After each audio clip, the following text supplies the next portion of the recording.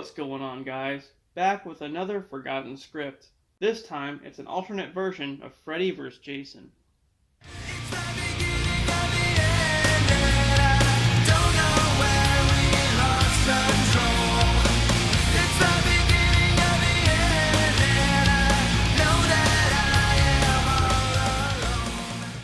This early version of the script was written by Louis Abernathy, who was an actor in the Titanic.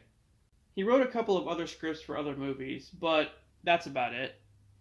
Anyway, so at the time, Freddy vs. Jason was called Nightmare 13, Freddy Meets Jason. Doesn't exactly have the same ring to it.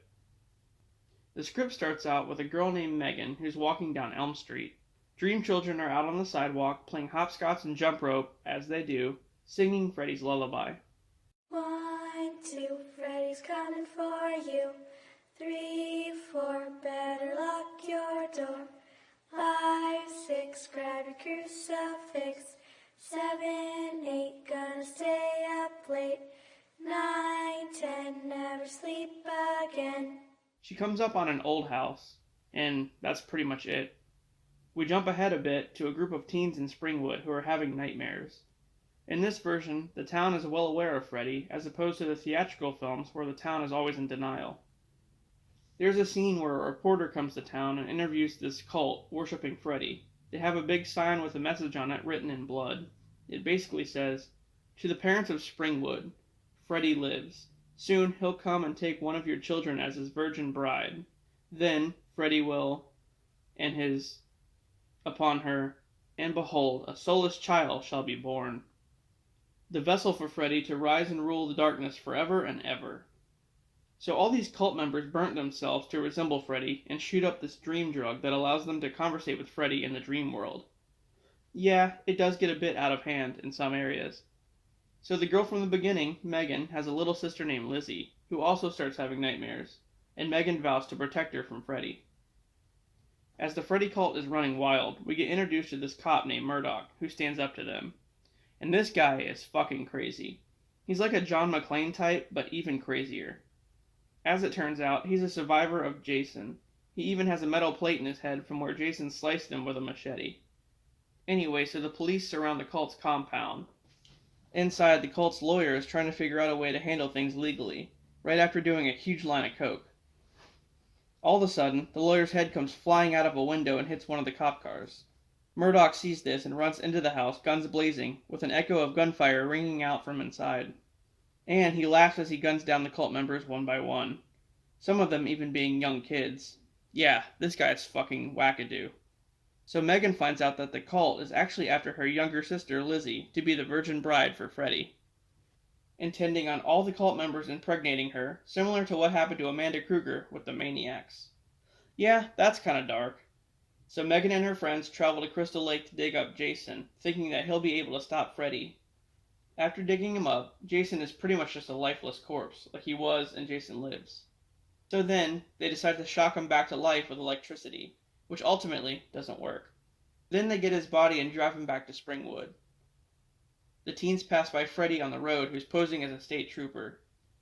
So yeah, they still have little funny moments in this, kind of like Freddy's Dead, but they're really cheesy. However, some of the shit Freddy says is pretty funny. That being said, this is where it starts to get kind of stupid.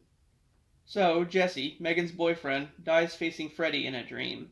The teens cut his heart out and put it inside Jason to resuscitate him. And it works, like a fucking Frankenstein experiment.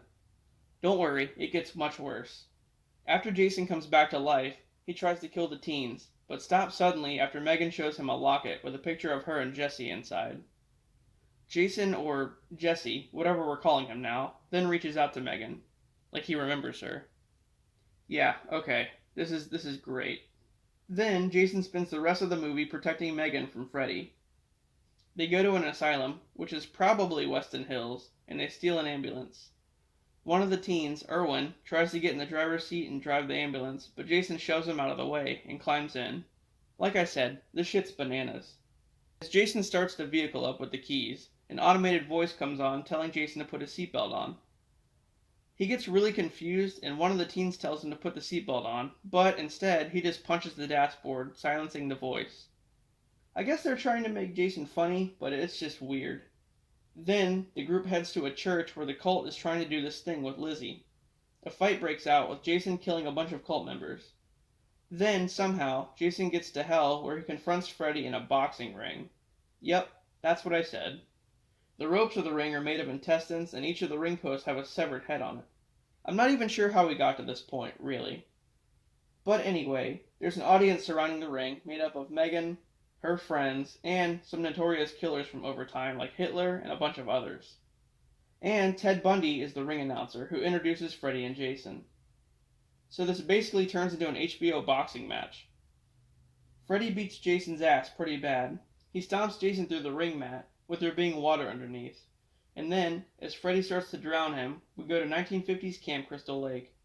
We see Pamela arguing with Jason's father Elias about sending Jason away to camp. Elias threatens Pamela, telling her he's going to take her to the shed again, and he seems to be pretty abusive. Young Jason, of course, is disfigured and already has the hockey mask on. Pamela sends Jason to camp anyway, and presumably kills Elias, saying he'll never take anyone to the shed ever again. Then, at the lake, young Jason is being drowned by someone. He makes it to the surface long enough to see that a teenage Freddy Krueger is the one drowning him. Then, back in the boxing ring, realizing that Freddy was the one who drowned him all those years ago, Jason goes into rage mode and flies away with Freddy. Like they literally take flight and fly out of the dream world back into reality. It's fucking crazy. They end up back at the cultist church where Jason throws Freddy on the ground and stomps his head in, smashing it like a watermelon, Gallagher style, with these dream demons spilling out of it. Then the dream demons go into a TV and try to beam themselves into a satellite, trying to broadcast Freddy all over town. The best way I can describe this is like they go into this TV and then like shoot through like these like power lines, like they're trying to like broadcast Freddy all over town so people fear him. It's fucking ridiculous. Anyway, Megan interferes and redirects them, with them flying straight into the sun, killing Freddy once and for all. Wow, that was almost as crazy as Jason driving the ambulance. Just then, Murdoch shows up to the church and starts shooting cult members again. Jason kills Murdoch by shoving a shotgun up his ass. Literally. And then he pulls a trigger and yeah. Then, Jason gets RoboCop by the other police officers, sending him crashing to the ground. As Jason lays there dying, he pulls Jesse's heart from his chest and hands it back to Megan. The end. Yeah, that's pretty much it. I mean, it had Freddy, and it had Jason. I mean, that's for sure. Was it good? Could you honestly imagine if this was the version we got in theaters? Like, holy shit. I mean, Murdoch was cool. You know, a crazy cop going after Jason and Freddy. I get that. These cultists that, like, burn themselves and worship Freddy, that's kind of cool. That's believable. I could see that in an actual movie. But him driving the ambulance and the boyfriend's heart in his chest, like, what the fuck is going on there?